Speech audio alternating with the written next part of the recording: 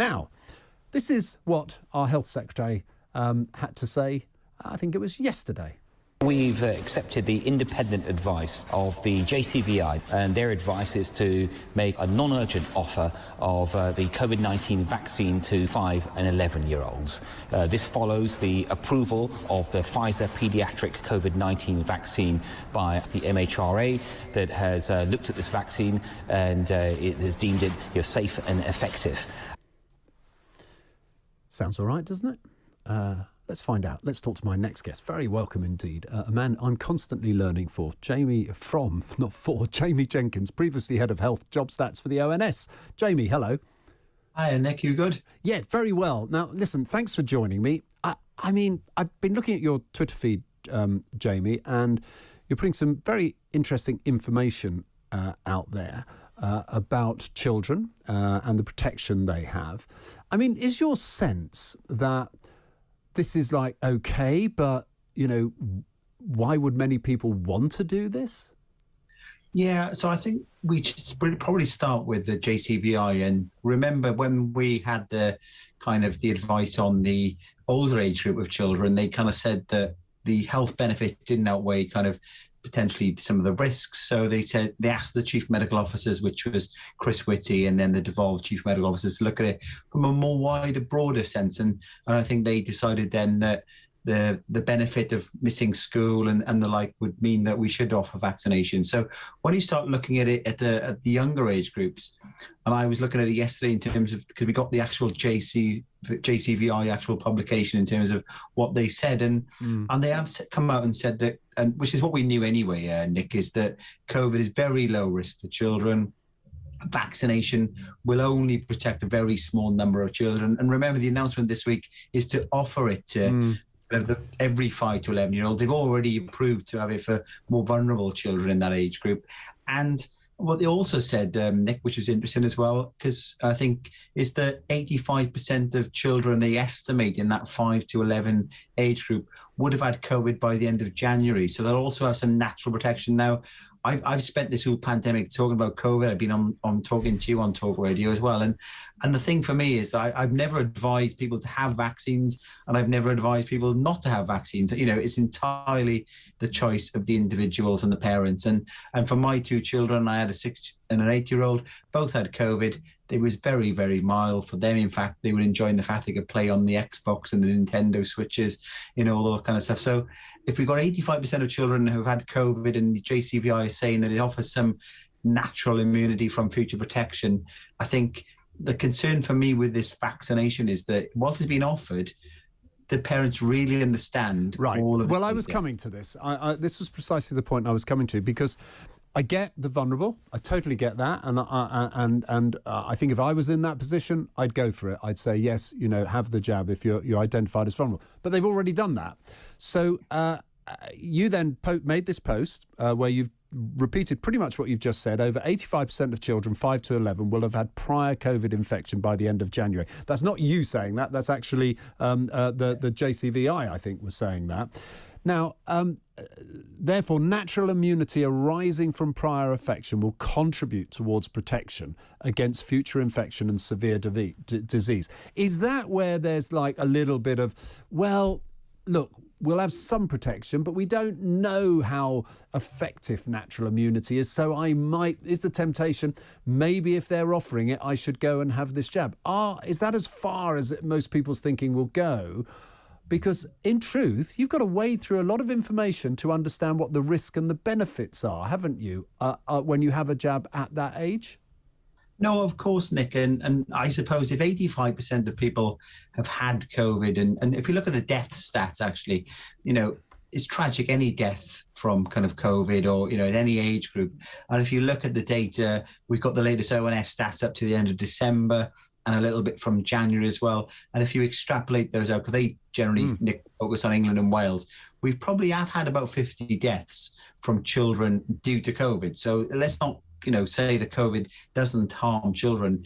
There are 50 deaths that the ONS would suggest that are due to COVID. But 50 deaths, we know that over the same period, we've had over 6,123 deaths. So COVID is represented about 0.6% of all the COVID deaths. So children do die, but it's very, very rare. And that's the important thing. You just talked about the fact that the most vulnerable people will include those, and they've already been offered kind of the vaccine. So when you start bringing it back to, you've got to look at the stats and think, if 85% of children have already had COVID, we're now in that part of the pandemic, Nick, where we've got this much milder variant, which obviously means that there's going to be less risk again from that. You would question, why are you offering a vaccine now rather than early in the pandemic? So why do you think it is coming out now? Now, be very clear, Jamie. I want to be very clear myself. I've had all 3 vaccines, and if you offered me another 5, I'd probably take them, right? But what I'm trying to understand in terms of the logic behind this, as to have come out now, there must be some concern, I suppose, and I'm asking you if you know what that concern is, to say, well, we're going to go beyond the vulnerable and you can have it if you want. Maybe it's public demand. Maybe parents are queuing up for it. I don't know. No, I think there is an element of that, Nick. I've had 2 vaccines myself. I've had COVID. I've recovered from COVID as well. And I get people tweeting me and saying that I'm first in the queue for the vaccine for my child. I get many people tweeting me saying there's no chance of my child ever having the vaccine. So there'll be an element of public demand. I think the important thing to probably highlight with this announcement this week is that whilst they're offering it, the JCVI have said that they shouldn't replace kind of or override the kind of the vaccines that children would need for more deadly viruses. They've said, because there has been a bit of a delay in some of those over the pandemic, and they have come out and said, look, they should be the priority. COVID isn't as much of a priority. It's not an emergency vaccine where you think, over the last 2 years, Nick, where we've had vaccines, let's get them into arms as quick as possible. They're not rushing this. They've made them available. I think you're probably right. There are some parents who want it, and they're probably making it available because there's a lot of pressure from them who want to make it available. Well, let's just move to the wider picture, if I may, at the moment. You were very good, and I think you led the way in actually highlighting the difference of the patients when they were in hospital, of actually whether they were in hospital primarily because they had COVID or not. What's the picture like now? What is it looking like now? Because I know I've been complaining bitterly we've had far too many stats, but I am asking you to update us. Are we seeing all these trends going in the same direction, i.e. a good direction? Yeah, well, hopefully, Nick, I'm giving you the stats so people clearly understand. There's not too many of them, but what we're seeing is that at the moment, since Omicron, really, Nick, that we've seen an increase in the number of patients in hospital testing positive. Because remember, over that Christmas period, cases are coming down. Remember, over Christmas, we saw a mass rise, the mass number of cases we saw in the country. But a lot of people are just testing positive. And part of the reason, Nick, why we've seen a decline in cases is because the government are discouraging the testing. There's even talk potentially about not doing the testing. But don't you think the public are not bothering either? I mean, I have a real sense that they're just not, I'm not doing a PCR, I'll just stay at home. So if they've got it, they're not necessarily even reporting it, are they? No, indeed. So when you talk about the hospital stats, the hospitals will test them. So they are pretty reliable because, you can't say to the hospital, I'm not having a test. They will test them. So what we're finding is that, depending on which part of the country, between 56, 70% of patients now in hospital with COVID aren't actually admitted because of COVID. They're just being tested when they go in and they find it when they arrive. The important thing as well, the SAGE modelling, Nick, it was completely out over the kind of the January period, about 93% lower than what SAGE was predicting if Boris didn't bring in new predictions. And I was saying about a month ago, I thought by February we should be over the worst of it. We were probably over the worst of it probably towards the middle of January, actually. And that's the important thing, that as we move forward, we're in a very, very good position in terms of where we are with the stats. If for a moment I may, let's just talk about SAGE and modelling. I've had my fair rants about the SAGE modelling. Where my real sort of frustration is directed is that policymakers don't seem to ask the right questions and they rush to make policies based on this modelling. The defenders of SAGE will say their job is to present the worst case scenario and the best case scenario. Actually, they're not doing anything wrong. It's the use of it and the exact and if you like, the play of it, both in the media and by the government, that's the problem. Is it fair to say Sage are actually doing their job, what's been asked of them, and it's the policymakers, or is it Sage are actually just getting it wrong?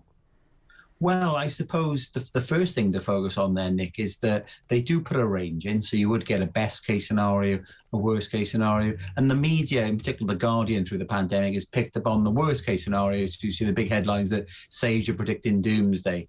If you take the latest predictions going into the Christmas period, what we were seeing is that the midpoint, so that's kind of what you would expect to be kind of what you may expect, was about 2,890 deaths per day at the peak in the middle of January if Boris didn't bring further kind of protections in, and a lower estimate of around 1,900, a bit below that 2,000. So that was the best case scenario.